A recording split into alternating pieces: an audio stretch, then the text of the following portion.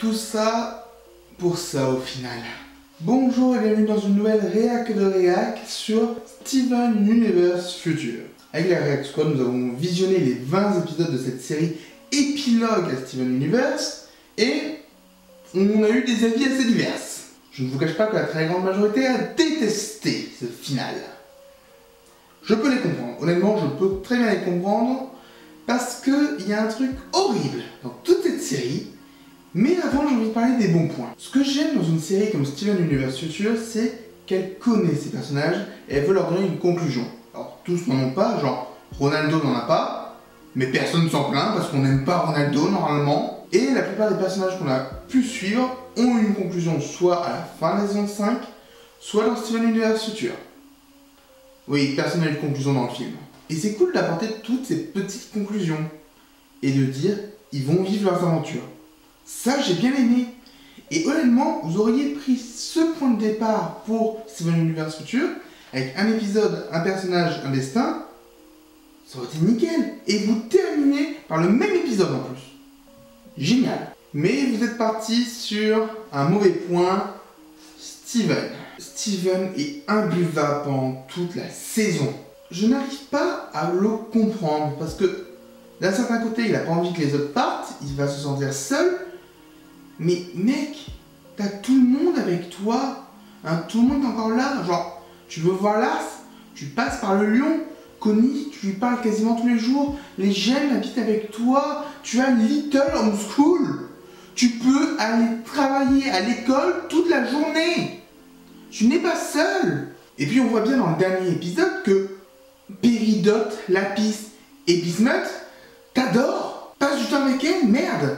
Et on a tout un développement de Steven qui se sent inutile maintenant. Mais non, tu n'es même pas inutile parce que, de nouveau, tu as la petite école des gemmes, mais en plus, dès le premier épisode, on voit qu'il y a encore des gemmes qui sont un peu corrompus et qu'on peut sauver. Continue tes recherches, fais quelque chose. On voit que tu essayes d'apprendre des nouvelles choses à des gemmes qui n'ont pas encore changé, comme avec l'épisode avec les deux lapis. Mais vas-y, continue, tu n'es pas inutile. Et au final, tout ça pour qu'on ait un avant-dernier épisode, certes dantesque, hein, le combat est très bien, mais qui se résout par le pouvoir de l'amour. Stop. On a compris que l'amour c'était le thème de la série, hein. L'amour entre Pearl et Diamant Rose, l'amour entre Renard et Grenard, l'amour entre Améthyste et elle-même, l'amour entre Steven et tout le monde. On a compris, hein. Et du coup, Steven rend vraiment le visionnage de la série pénible. À chaque épisode, tu te dis, mais il va faire quoi comme nouvelle connerie? L'épisode 18 était affreux à regarder pour moi. Vraiment. Et c'est dommage quand on se dit qu'il y avait des bonnes choses, vraiment. Déjà, l'animation, sur certains points, s'est grandement améliorée. Alors, on peut trouver ça moche, mais elle s'est améliorée. Et par moments, ce petit côté qu'on peut trouver moche, ça va bien avec le ton de la scène. C'est pas les premières esquisses des premières saisons. Là, on est bien. Ensuite, tous les autres personnages sont bien traités. Greg et Connie en tête, ils sont adorables dans leur rôle. À chaque fois qu'un épisode est centré sur eux, mais j'étais à fond derrière eux. Pas derrière Steven. On voit aussi que Pearl s'est bien émancipée. C'est cool. Son arc de personnage des 5 premières saisons a été développé, on comprend, on a sa conclusion, c'est cool. Améthyste est enfin bien dans sa peau.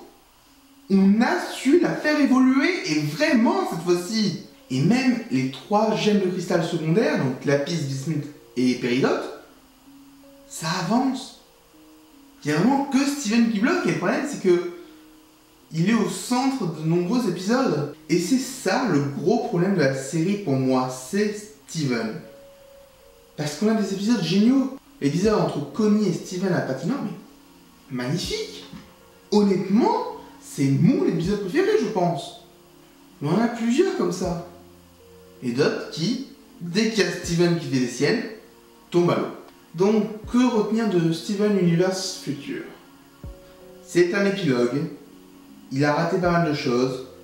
On se dit que le film présentait Future, mais Future se présente lui-même aussi, donc le film était peut-être pas nécessaire.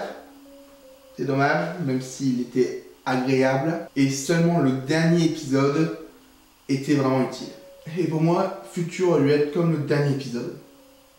Avec un peu plus de temps, un peu plus d'émotion, mais le bon ton.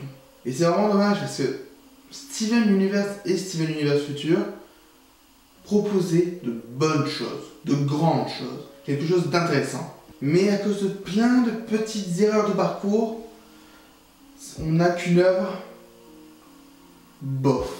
Au final, je pense que je continuerai à voir Steven Universe et Future, mais seulement les bons aspects. Par exemple, les chansons.